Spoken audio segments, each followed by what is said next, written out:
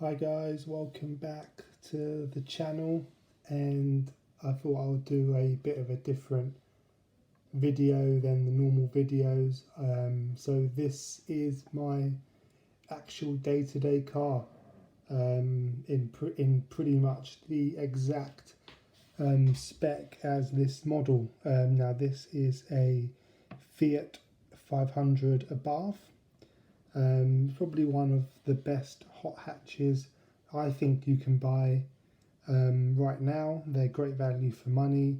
They're extremely fun to drive, and I just think they're a good looking and fun car. Just on a nice country road. Um, they're quite fast. They're quite sporty. They sound really good, and yeah, I think they're definitely one of the best hot hatches you can buy right now.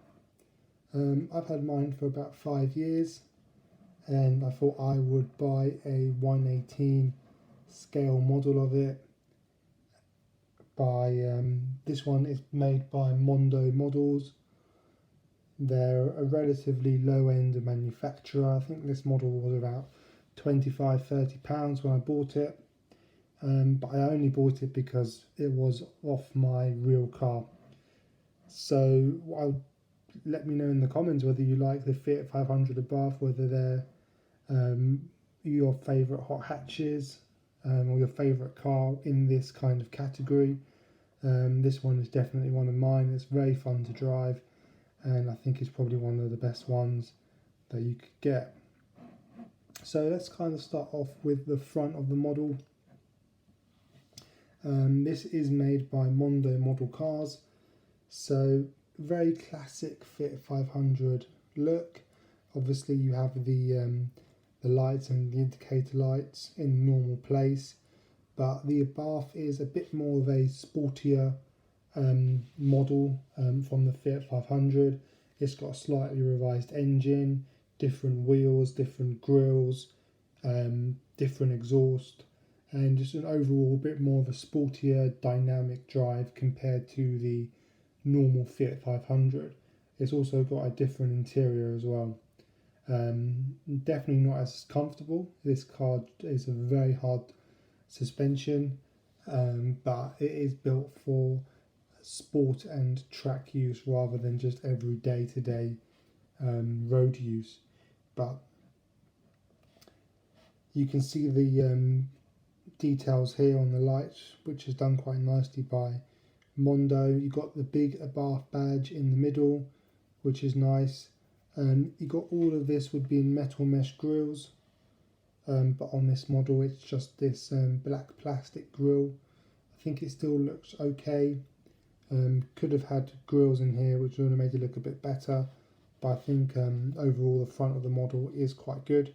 Obviously you've got those two fog lights right at the bottom, and you've got a number plate right here as well, so it is quite a good car. Around the side, obviously this is a very small car, great for town use and driving into cities.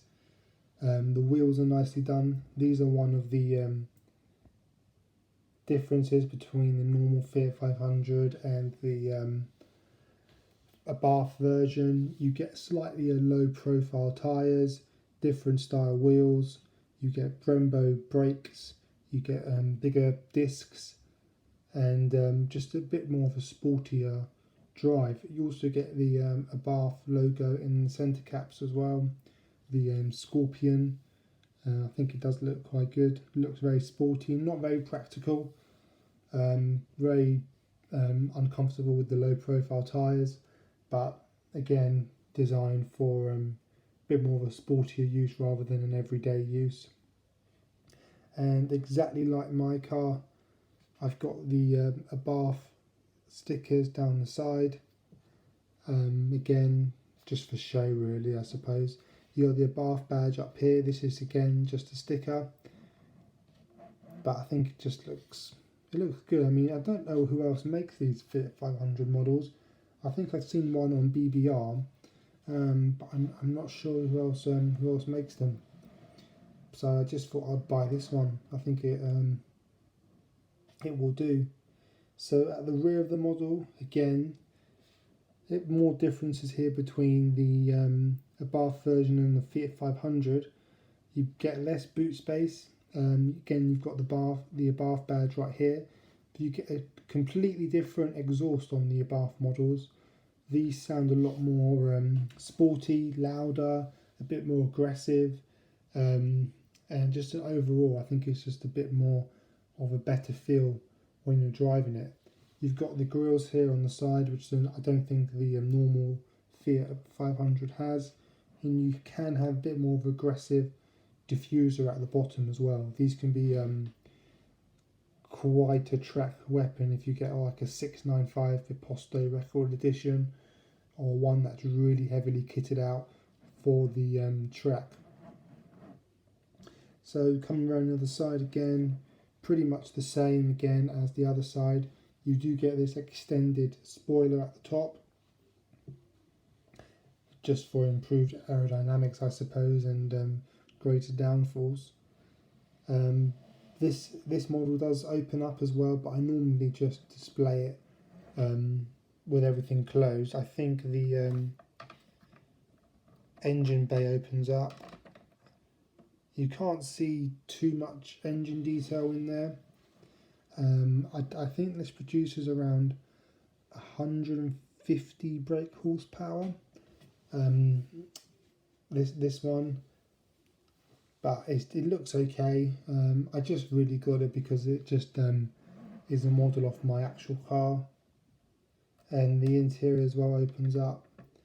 Doors open up quite nicely, and you can see quite a decent engine interior bay. Manual, you see the Abarth logo on the steering wheel, again all red interior like mine, and yeah, it's okay. It's not the best, obviously. It's a cheap model car, but just as a nostalgia, I probably will never sell it, obviously, because it just reminds me of having my car. But yeah, I thought I'd do a quick video on this. So let me know in the comments if you like the Fiat 500 Abarth. You know, what kind of hot hatches do you guys like, or have you got models of your actual car or your first car? Yeah, I'll see you guys on the next video. So take care. Looks quite nice.